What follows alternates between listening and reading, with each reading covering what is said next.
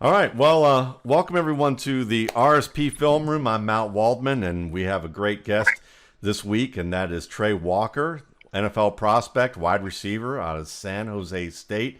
I think anybody who's been following this channel and been following the work that I do on Twitter, I've showed some videos of Tre about a month ago, talking about his work on the field, and enjoyed what I saw, and felt like that as someone who we never know really what people's draft stock really is, but at the end of the day, I would say that if we're looking at, I think that Tre's someone who's going to be someone that people will be noticing in a camp for sure. If he gets that opportunity. So Tre, with that long wind up, welcome to the show. Thanks for coming on and joining us today. Yeah, thank you for having me. Appreciate you. Oh, Appreciate you. absolutely. So tell me, how'd you get started playing wide receiver? Was it your first position, or was it one that evolved into that? Yeah, I evolved into that. I played O-line to tight end to receiver to quarterback to fullback to running back. Pretty much every position you can think of, I pretty much played before the transition to receiver. It was pretty much my uncle, Coach Rod, who was like, just go play receiver, and something sparked there to where I fell in love with it. He fell in love with it, and we just kept working on that, and that was just my position from that point. That's cool. About what time did that start in was it in high school, middle school, or I a little was later? middle school, around sixth grade. I started playing receiver, and I just stuck with it, receiver and safety, and that was it. It's interesting, and I know a lot of guys certainly play on both sides of the ball during middle school and high school, but it's fun, and we'll watch some of your tape today for sure. One of the things that kind of struck me about your game is that, as someone who when relative to maybe other receivers in this draft class, you're certainly more on you're more of a thinner build type of guy, but you the way that you transition downhill and play, I mean, you have that kind of returner mentality, and you have that mentality of just there are a lot of guys who have the kind of movement you have, the kind of quickness that you have, but they try to make a lot of moves before they get downhill, and you get right downhill and take it to defenders, which I a lot of people will appreciate about your game. And I would imagine, playing safety probably had a little bit to do with that. Yeah, for sure, for sure. Yeah. Yeah. So how did San Jose State come about in terms of the selection process for you, and coming out of high school, and what was part of your decision making to be able to go there? Well, I wasn't heavily recruited. All my recruiting came after my senior season, and I went with Coach Brennan just simply based off of how comfortable he was recruiting me, and just the more than football aspect of his approach with like helping kids become a better man. That really caught my attention. And my great grandmother was alive, and so I wanted to stay in California closer to her. That's great. And you grew up in Inglewood, is that correct? Okay. Yes, sir. So how far is San Jose State from Inglewood? About 5 hours. 5 hours. Okay, so a day trip if you can swing it, I guess. So, or a late night trip, depending on when you have to go. But okay, Yeah. well, that's great. Okay, so tell me a little bit about the San Jose State offense in terms of the role that you played as a receiver in that, when you started, when as a starter, as your career evolved, some of the things that either that you appreciate about the offense, or that you would describe to some people about the offense from the standpoint of just what type of style offense it is, what kind of how your role is kind of described maybe within that, or some of the types of routes that you run in that tree that are that are a part of that has been a kind of a significant part of your role, and maybe things that you've had to learn over that course of time, from high school to college.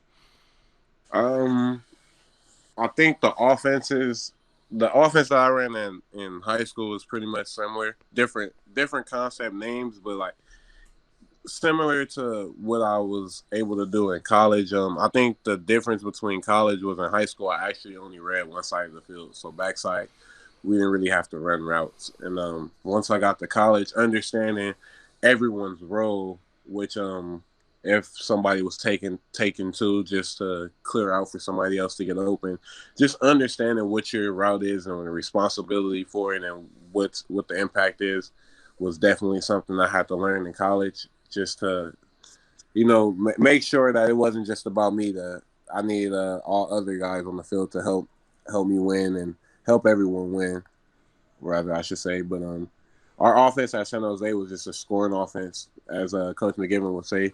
We we just put our finger on the play and just trusted that we will get it done.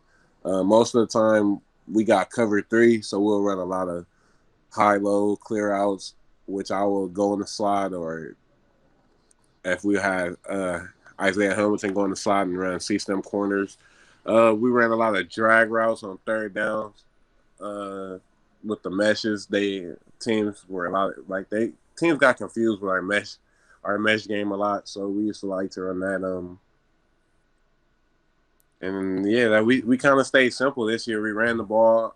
We really spread the ball out a lot more than my junior year, where I kind of had some big numbers compared to this year, where my numbers weren't as huge, but the efficiency as the offense as we moved the ball was real well. Yeah, and certainly when we watch, and as you described, I mean, when I'm watching your junior and senior tape, you certainly see the difference in terms of the usage. But one thing that stands out both years is that certainly what you can do after the catch, and then also what you do at the catch point in terms of targets that are contested, and Right. and you that's something that really stands out about your game. So it's going to be fun to get it for us to have kind of a chance to talk about some of the things there when we pull that up and watch it. Just maybe a couple more questions for you before we get started with that. But certainly as someone who is even pre a lot of college football publications, like the Steel Football Guide that's out there, that's like kind of like the phone book size thing that has everybody in there, has certainly mentioned you as someone who was an underrated player within your conference, heading into this year, and talking about guys who were prospects. And as you're getting ready to work, as you're working right now during this pre-draft process, I mean, what are the types of things that you're working on right now from a standpoint of not just from the athletic, physical conditioning and working on speed and working on quickness and different things like that, but like what kind of technical things are you working on with your game right now?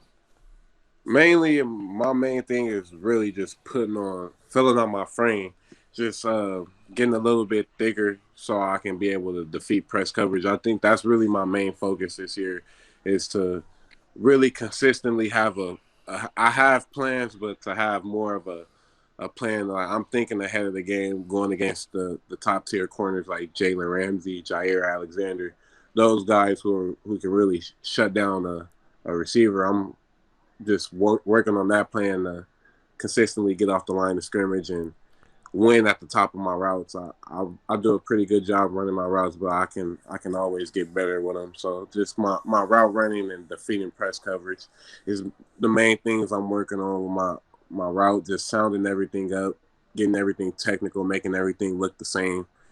So just so I can go out there and give these guys the best. That's great. Yeah. Yeah, absolutely. So, well, let's watch some. Let's see if we can share the screen here and watch some tape. We've got you on the bottom of the screen here.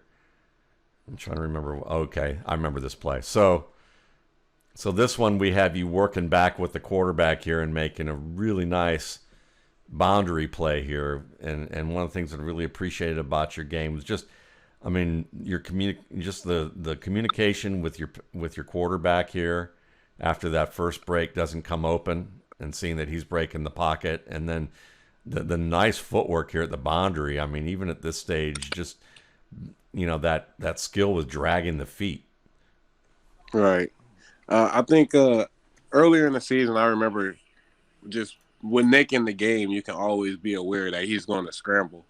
So, I mean, earlier in the season, we already had that chemistry. Like, whichever way he rolled out, I was going to go that way, and he can just hit me at that same exact spot. I practice that catch a lot. That's one of my. That's where I feel most comfortable working back towards the sideline, away from the defender, where only I can catch it. That's where I feel most comfortable, and he put it exactly where I felt most comfortable. I've probably studied about 70 receivers thus far for my publication that I put out every April.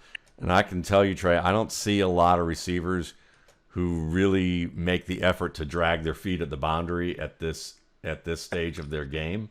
And you'll see guys that, I mean, you'll see them say at the Senior Bowl where they get coached up by, NFL coaches who will sit there and explain to them, it's like, look, if, at this stage here, if you're tapping your feet at where this ball's coming right here, or you're airborne and that defender hits you, it's so disruptive to your ability to secure the ball or just even be able to get in bounds. And the fact that you show that bend and that ability to just break down like that and drag is really good. Right. I remember a clip of Antonio Brown speaking of how he used to catch those sideline catches and how he put in the repetition I practice to be able to make those catches consistently. So I remember I got to give Antonio Brown a shout out for helping me with those Right. with those catches. How much time have you spent on that? In addition to just like a practice session, because I'd have to imagine that 5 minutes a day of doing, it isn't really like, there's a lot of fans out there who think, well, yeah, that they're going to get coached up that way. And I'm thinking, no, you're like, that's kind of like the way like a musician goes to the woodshed. I'd have to think you're spending a lot of time on that, like outside of what's going on in a practice session.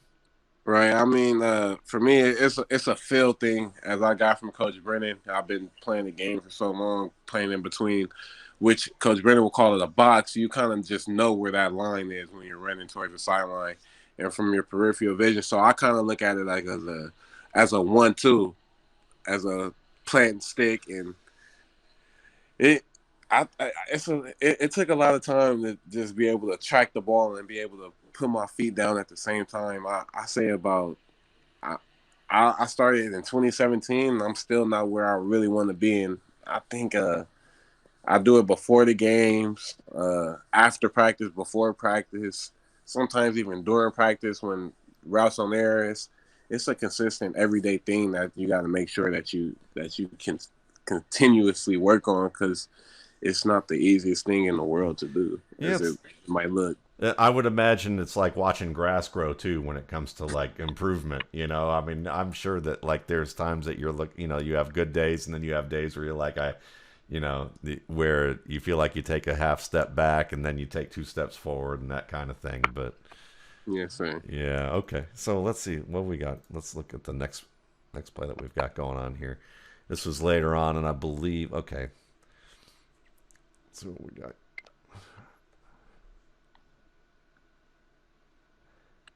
Okay.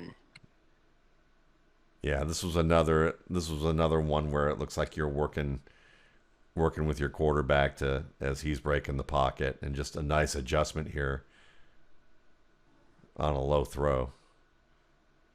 And Go ahead.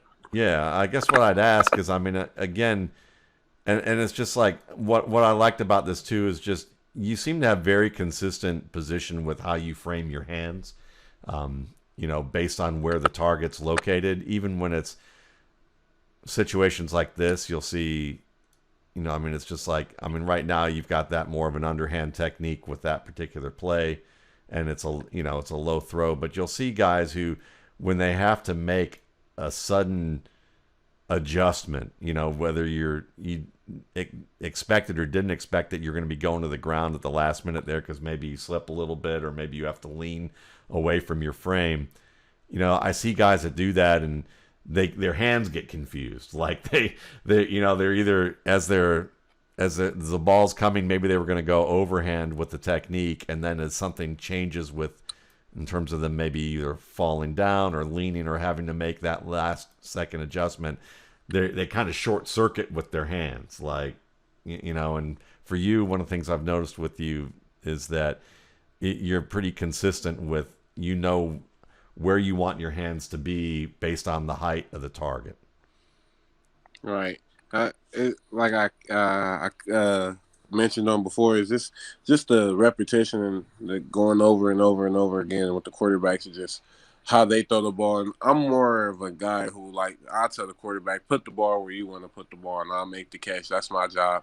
So just this particular ball is just Nick sees the safety and he wants to throw it back shoulder, but he doesn't want to lead me too far. So I kind of understood right away when he put that ball right away. I kind of knew it was where he put the ball, I was going to get hit. So I don't know. I mean, some of these catches and the things I can't really take credit for. It's mainly some of the quarterbacks throw a hell of a ball, and I just catch the ball. Sure. You get to see a little bit of press coverage with you, or a defender tries to jam you.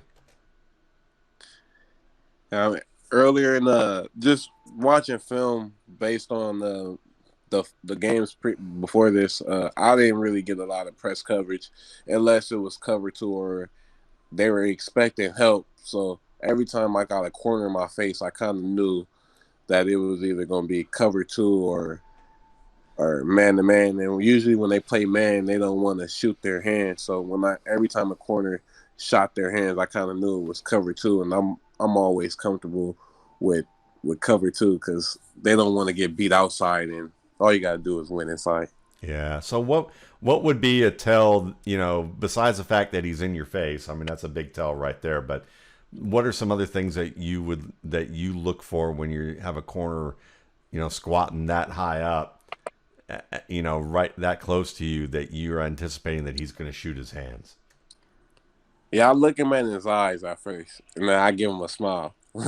So that tells it all right there from that point on. But then again, I transitioned to looking at his feet, and then right there, right where you pause that, you can see that he goes into a which I like to call a rocker step, which is you're not going to cover nobody in that type of technique, so you're going to lunge at me. So from that particular moment, I know that you're going to lunge, and all I have to do is drop my shoulder and went inside or outside. So I'll just look at I transition down and look at the feet right away, and that's how I get my tells on what the defender's going to do. He switched his feet up at the last minute, so I knew he was going to lunge. Yeah, it's a nice job, and you got that little bit of a shed there with that outside arm as you dip and work inside. And yeah, I mean he's on his toes. That nice little shift. That's a great point right there. And you're right, the way that he staggered his steps too. Great. And then again, just nice job extending for a ball. I mean that's a little bit on the low side, and as you have to lean forward, you have one of the things I also notice is that you get your hands together really well. There are a lot of guys who it's hard to do, but there's a lot of I see guys who, when they're either high pointing or it's a really low throw that they've got to dig out, they may get their arms out, they may get their hands in position, but oftentimes what happens is their arms come out either high or low first, and then their hands come together and they clap onto the ball. It's like watching, like you teach one of the, it's like teaching your little sister or little brother or a kid how to catch, and they do that number and it hits them in the head, and it's like you'll see pro players who are top prospects where that happens when they've got a high point because they get their arms up but they can't get their hands together. But you consistently get your hands are together while your arms are coming out, and you can just see that with a catch like that. Right. Yeah. I everything I do, I like my frame. Like you mentioned earlier, I'm on the thinner side, and that's where I like to say that's where my advantage comes in because I can play with my body weight. I know exactly what I can do with my body, so all I gotta do is fine tune it up and keep getting stronger as I progress. Yeah. I mean, are there guys?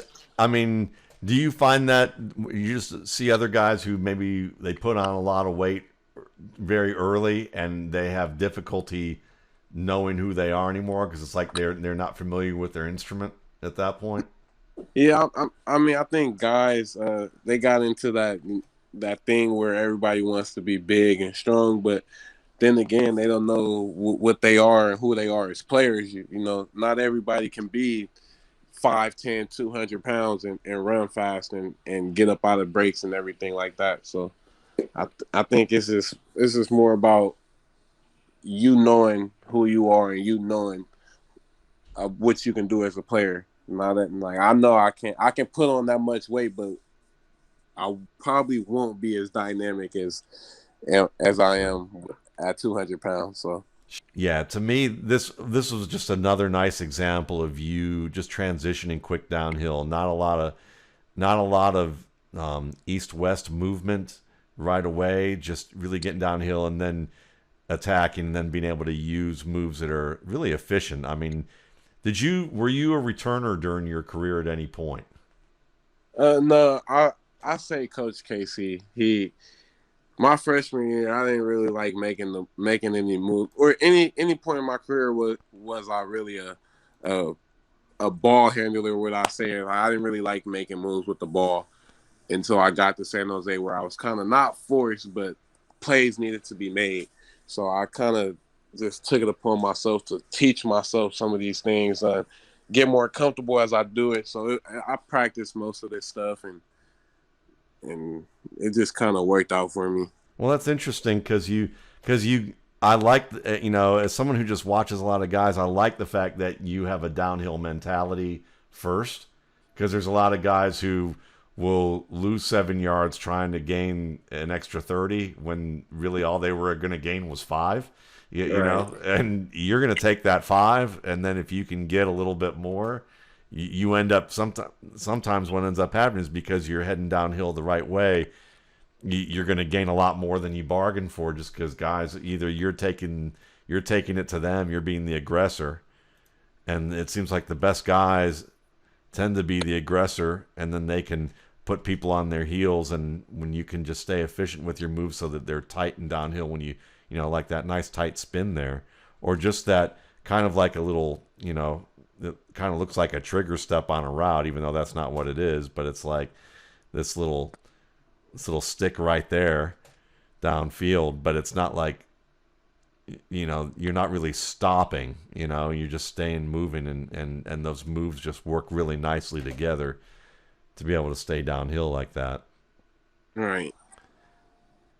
And then this catch, I mean, like, yeah, I mean, the run, fine. I mean, it's a nice play, good job being able to, you get some blocking up the flat and you clear that. But I also here just tracking the ball. I mean, a lot of guys leave their feet at the on a route like that is above their head. And another common part of your game is at the catch point here. I mean, it's over your head, but you're really not leaving your feet too much, to get that. You're extending first and keeping your feet on the ground. And I remember a guy like Sterling Sharp, the former Packers receiver, would talk about, how important that was, just to be able to maintain your feet on the ground when you can, so that you can just keep going downhill. I mean, you're tracking. It's just it's a really great sign of the type of tracking that you have. I think we're going to see this throughout your tape, whether you are going airborne or not. But it's so nice to see a receiver in this situation where, you can continue running, and you just make that kind of a natural part of your stride there, just to reach up and pluck that ball. Right. Yeah. Just the repetition, and then of this particular play. I mean, you kind of just know it's third down and one. Um, I got press coverage again. I'm looking at the safeties. There, it's not really too high. So I'm looking at the other safety, and I'm acknowledging the blitz here. So I know if I catch this ball and knife, that I can. If I keep my feet on the ground, that I know I can pretty much score here. Just knowing the defense and just seeing it's a blitz, and I'm pretty much a hot coming off that blitz side. So I kind of knew I was getting the ball from watching the safety come down. So just the instinct just to keep running. When you're running a route that's going, say, over the middle of the field, and you have a situation like this, when do you know that you're needing to settle into a area, and when do you know that you got to continue your break? So I mean, just just pre-snap and watching film beforehand, just knowing your opponent and just knowing what the defense is doing.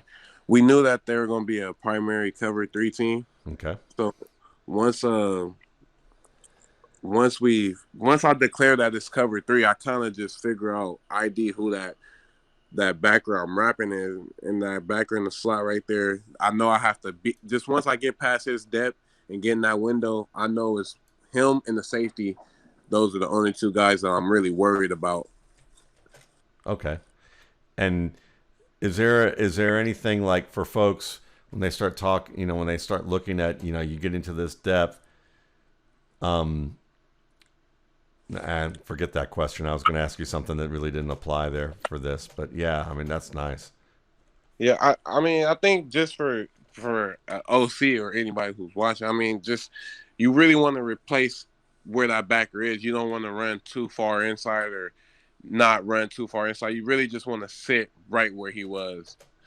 And in that case, I just sat right where he. I just see everything. I don't Yeah. know. I'm kind of blessed. When you see a guy like this, are you studying him ahead of time and looking at tendencies at this point? Or at this point, are you more thinking, okay, these are the types of things that work for me, and based on how he's playing me right now, this is what I'm going to try? So yeah, I mean, just watching film, I watched a lot of his games, especially like the games against DK Metcalf and AJ Brown that they played against. I watched how they played those guys, and they were kind of a lot of inch back. They didn't like putting their hands on. So I knew I was going to be able to skip off the ball and play a little bit higher because they weren't trying to really attack me at the line of scrimmage. They were really trying to inch back and stay on top. So I knew once I skipped off the ball and really accelerated to my spot that they weren't really going to be able to run with me. So I mean, I think it's more just studying his tendencies and just seeing what type of technique they like to play. And I think they were coached that inch back technique because every single one of their DBs played that type of technique. Like, you do a good job of getting your pads over your knees, but you'll see guys they're really sprinting off that line and getting a kind of a lower sprint, kind of lean as they come off towards the end, and then but you have a nice kind of 3-step and come back, coming Yeah, I off of try. that. Not it's only one person who can run their route standing straight up, and that was Chad Johnson. So I try my hardest to implement his game into mine because I think he was one of the best route runners ever to ever play the game, and nobody had feet like Chad Ochocinco. Bro, that's my boy Daniel Brown. I can't trash him too much, but watching film on him that particular year, we seen that he liked to collision within 5 yards. So when we caught this play, I kind of knew they switched the corners. I kind of knew once he came up right before the ball was snapped, he started creeping up to the line of scrimmage. I kind of knew that he was going to try the collision. So my whole plan was to dive inside and immediately stem back outside and go back over the top just to win. I could have went underneath, but just knowing that he wanted to collision, I just put my foot in the ground, playing it, went back over the top, and it judged to a perfect ball. Yeah, I mean, that was a sweet throw for sure. Good old Randy Moss. Yep. It's a very nice jump back too. I mean, you really get nice height on that, and you're not leaning you're actually coming back towards the ball. You get a lot of guys who when they jump back, they're leaning away. I Yeah, mean, you got to go up and attack the ball. I think DBs they get a lot of they get a lot away with a lot of grabbing and a lot of foul play. So here I kind of get away with my own throw by. I grab his top shoulder and I kind of pull him away from my my catch point. So I'm pulling him away from where I want to jump, and you can kind of see him fall to the ground when I do it. It's just like a throw by for me, and it's pretty much legal from what I heard because I'm not really doing anything, but it kind of throws them off track. sure. It's basically when I do that pull by. Yeah, in terms of kind of like framing your space. You know, it's like you've already have that space. You're just reinforcing that they're not going to try and get back in there. And some Right. people, you know, fans will see it and they'll say it's a fans will say, "Well, oh, he pushed off, you know, or he did this." And it's like, "No, it's just like my arms out here and I'm not letting you get in any further than where my bubble already is." So, Exactly. you know, just showing that type of jump back and that timing. I mean, that's a nice example. It's hard to see, but you know, with the replay, but Yeah, that Josh, man.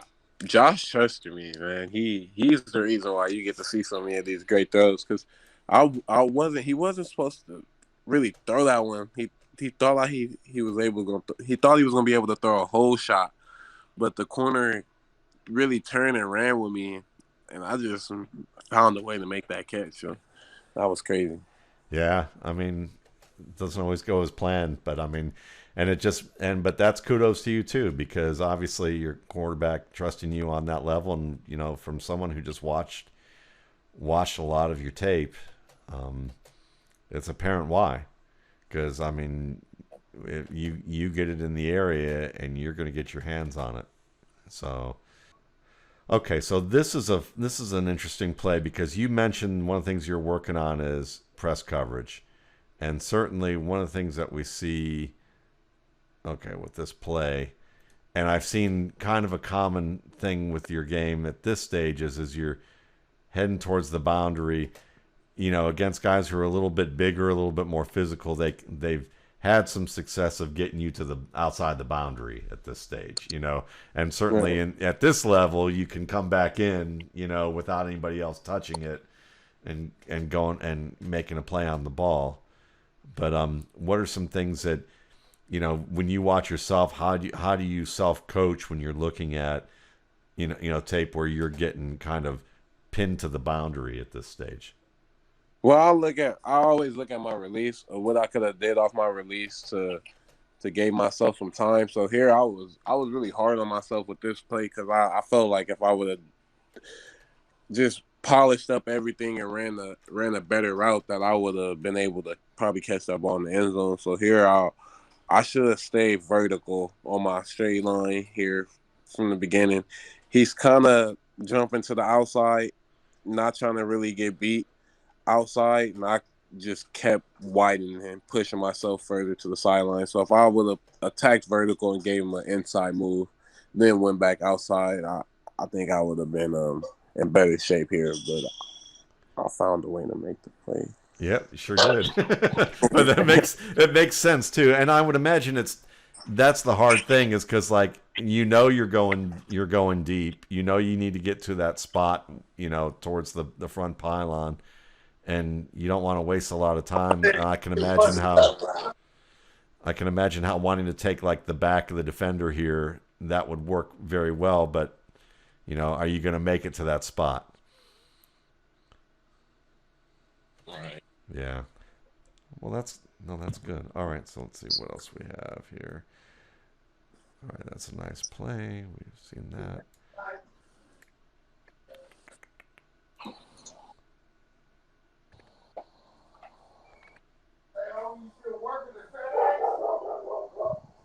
All right, there's another example we've seen again, just of going up and getting a nice jump back.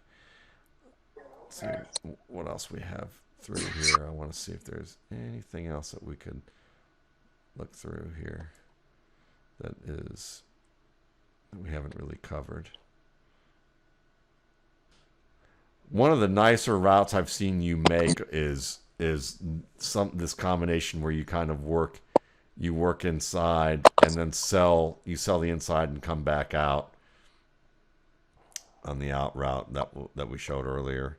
And this was Yeah. nice. This was nice too in terms of just working outside in and then the transition here where you have kind of it looks like more of a shed with that outside arm, and then the defender's kind of riding you and you're kind of inside and you kind of lean in and give a lean in and give a nice turn. Yeah, that just comes with them. A lot of the guys in the Mountain West, or I'll say in college football, they really don't know how to transition their hips when you dive in full speed and really sell the inside route and then break back outside. So I think just the strength part of throwing by at the top of the route, I think that route is undefeated in college football. But what are you, when you talk about, are you trying to add more footwork types of movements in terms of, your release game in terms of press coverage? You working more on your hands? What are some things that like you've you've been adding to your game at this point, since the season's over? That, from a specifics, if we were going to get kind of nerdy about it and get into the weeds about like the kind of technique that you're working on, um, in addition to getting stronger, to combat that. I mean, because I'd have to imagine, are you studying pro guys and watching like pro corners and how they play folks, and trying to figure out like how you would use different techniques to combat what they do? I mean, what are some of the differences that you notice when you're watching tape of college corners versus pro corners? Because I mean, you mentioned that earlier about their hip transitions. What are some other things? Well, in the NFL, you really can't just depend on trying to jam somebody up at the line of scrimmage. You got to transition and run with them, and a lot of corners in the NFL, you see like they like to look at the quarterback when they're in zone coverage. So that's something I noticed there. And just in man coverage, a lot of guys in the NFL pick the side and stay true to that side. So they either play inside, they play outside, or they'll play straight up. Jalen Ramsey likes to play straight up. So my plan is to really work on my first step and be more explosive on my first step. Instead of kind of pausing to see what they're going to do, is make them adjust off my plan. Have a set plan when I go to the line of scrimmage and know what I'm doing, instead of taking a read step myself and getting a feel from the defensive player when the ball is snapped, just immediately off the ball, going to my plan, cover me instead of letting them get their hands on me first, and then just not really attacking them how I should attack them. So just attacking leverage and really defeating their hands as I do it. So using my hands more. Makes sense.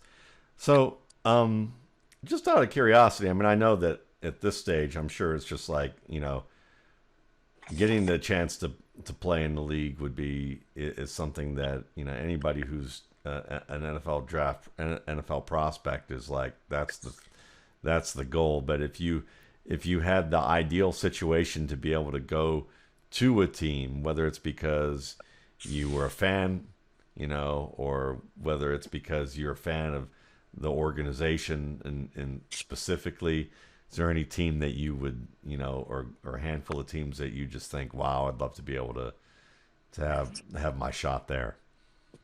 I'm a Seattle fan, so Yeah. uh, yeah, just having the opportunity to play with a guy like Russell Wilson and learn from just looking from the outside in, just seems like a real great guy to just be able to learn from, and sit with and talk about life. So I'll say definitely being able to play in Seattle will be, and I'm a huge Pete Carroll fan, being from LA and what he Me did with too. the Jets. So I Me too. just I'll give everything I got to Pete Carroll, man. Just to have the opportunity to play for that dude is just a blessing. So I'm Seattle, I gotta go with Seattle on that one. Well, that's cool. That's funny because I grew up in Cleveland, Ohio before I moved. I live in Atlanta, Georgia, but I grew up in Cleveland, Ohio, so I was a Cleveland Browns fan back in the 80s and 90s and early 90s. But once they left, um, I was always an AFC fan, but when I had an NFC team, when Marshawn Lynch traveled to got traded to Seattle.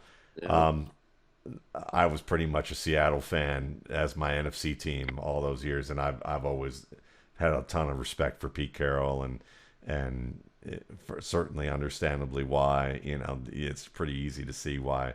He's a class act, and he's a human being. He treats people Right. like human beings, and he sees people as human beings that some folks just are kind of oblivious on that level. So he's, yeah, a big fan, and so that's cool. That's cool.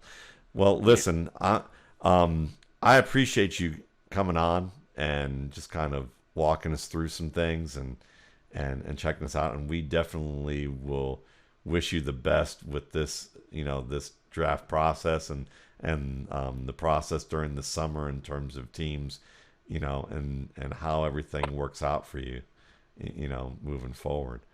So, Right. No, I appreciate that, and I thank you for having me. That it's a blessing, man, to just to come on here and just to be able to continue to talk about being able to get drafted and just to go over what I did at San Jose is pretty much a blessing, being an underdog. So well, appreciate it. yeah, man. Well, we wish you luck. I certainly think, I mean, I certainly think that a lot of the skills that we looked at with you on tape would give you the shot to be someone that can make some noise in the training camp to earn a roster spot and grow from there. And that's, there aren't many people who get a shot to do that. So, Yeah. that the kudos to you and the career that you've had, and hopefully to the career that you'll have to come. So on behalf of Trey and I, we thank you guys for listening. And you can check out more at Matt Waldman's RSP Film Room on Twitter. And of course, my site, www.mattwaldmanrsp.com.